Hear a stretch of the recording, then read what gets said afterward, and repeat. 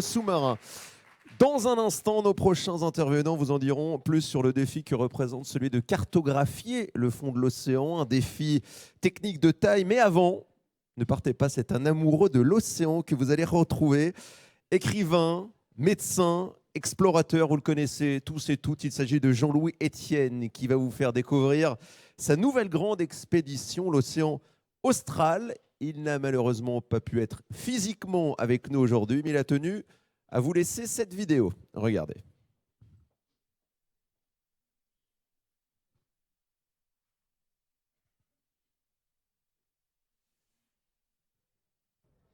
Ma prochaine expédition sera une campagne océanographique pour l'étude de l'océan austral. L'océan austral, c'est dans l'hémisphère sud, Austral, Australie. C'est cet océan qui circule autour de l'Antarctique, animé par des vents d'ouest très connus, les fameux 40e, 50e hurlants. Et cet océan, il a une particularité, en fait il en a plusieurs, mais entre autres c'est une courroie de transmission entre les trois océans, l'Atlantique Sud, l'Indien et le Pacifique. Cet océan, il est loin, il est difficile d'accès, disons que les conditions de mer sont souvent sévères, et il n'est étudié en fait que pendant l'été. Donc malgré les satellites, malgré les animaux instrumentés, malgré les campagnes qui se font sur cet océan, toutes les communications se terminent par la même phrase. On a besoin de mesures in situ de longue durée. C'est-à-dire, comment s'installer. Il faudrait que l'on s'installe sur cet océan de tempête, on va dire, dans des bonnes conditions de sécurité et de confort. Donc l'équation, c'était quel type de vaisseau permet à une équipe légère de s'installer sur cet océan tout au long de l'année. C'est ça l'idée, c'est de effectivement s'installer sur cet océan pour faire une campagne de longue durée.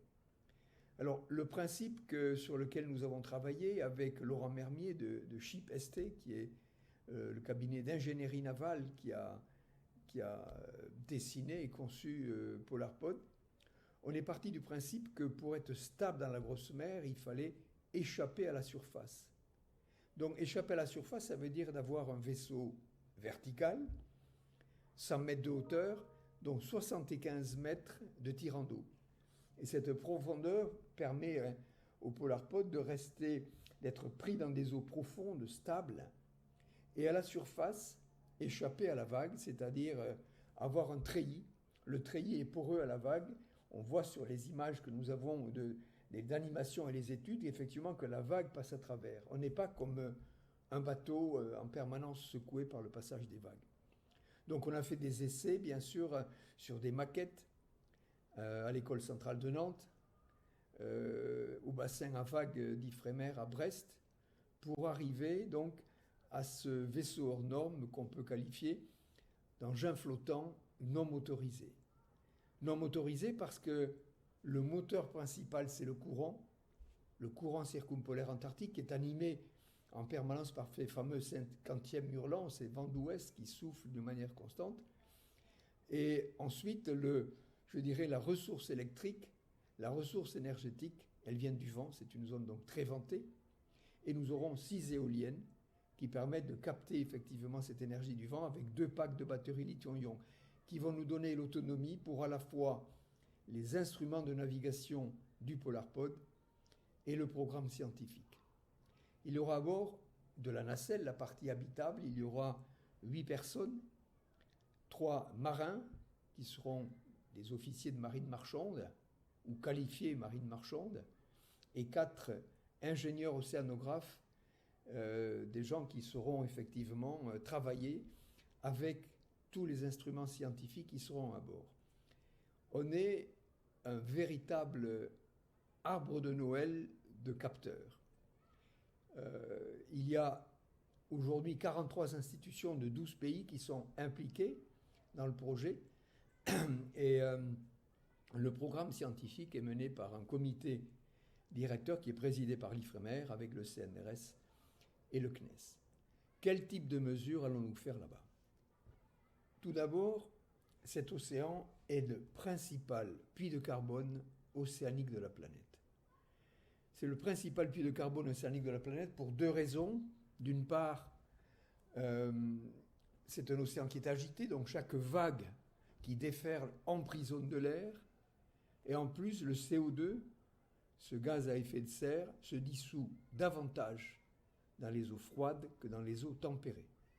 Si bien que l'océan austral absorberait à lui seul 50% du CO2 absorbé par l'ensemble de l'océan mondial.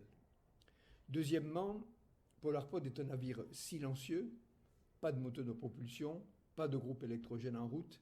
Il est silencieux, donc on va mettre sur la structure des hydrophones, des micros sous l'eau, et par une étude acoustique passive, en écoutant, on va faire un inventaire de la faune par acoustique, parce que l'on connaît aujourd'hui pratiquement la signature sonore de toutes les espèces. Troisièmement, bien sûr, impact anthropique, on va faire des analyses d'eau de mer, qu'est-ce qu'on trouve si loin, des pesticides, des organochlorés, des métaux lourds, des microplastiques, des polluants organiques permanents.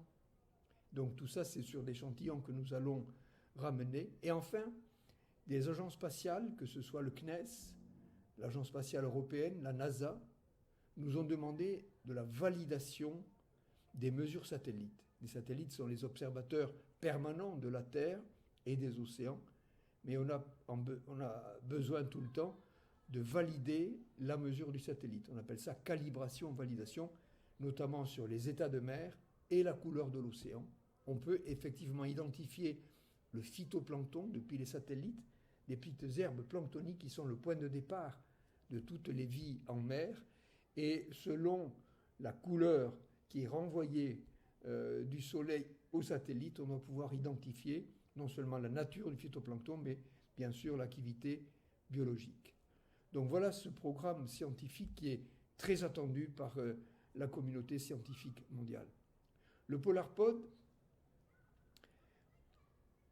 est engagé pour 2 tours de l'Antarctique, c'est-à-dire 2 fois le tour du monde.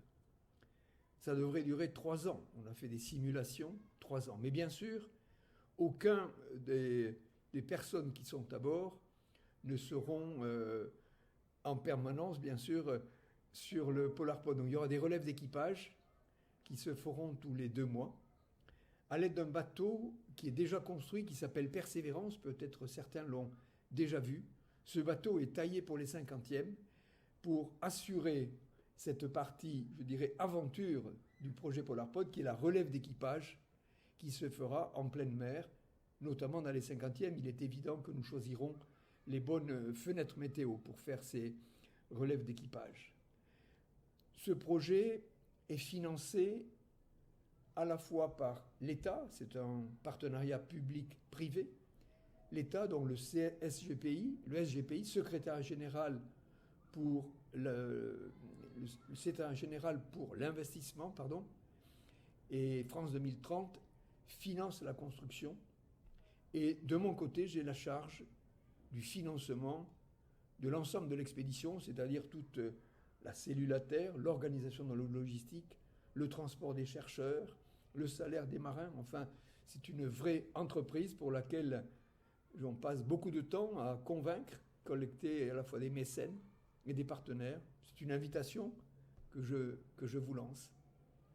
Le Polarpod sera construit, la partie haute, la partie habitable, la nacelle, sera construite par le chantier Piriou à Concarneau.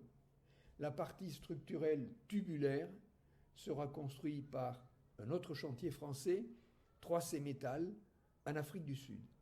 Donc la nacelle sera transportée en Afrique du Sud et l'assemblage se fera dans le port de Cape Town. Il est évident qu'avec 75 mètres de tirant d'eau, nous n'avons aucun port qui peut nous abriter.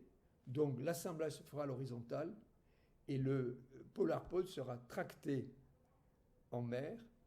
Et une fois arrivé non loin de la zone d'étude, il basculera par ballastage des réservoirs et il prendra sa position verticale, une vraie girouette entraînée par le vent et surtout le courant circumpolaire. Dans mes rêves les plus fous, mais en fait, on s'approche du départ. La construction de la nacelle devrait commencer au début de l'année prochaine et le départ, si tout va bien, à la fin de l'année 2025. C'est un projet totalement hors norme, il faut le dire, avec des complexités, bien sûr, mais je vous le répète à tous, oser. Oser, c'est engager son imagination au-delà des certitudes. Et merci Jean-Loup Etienne pour la présentation de ce projet et son enthousiasme qui transpirait à travers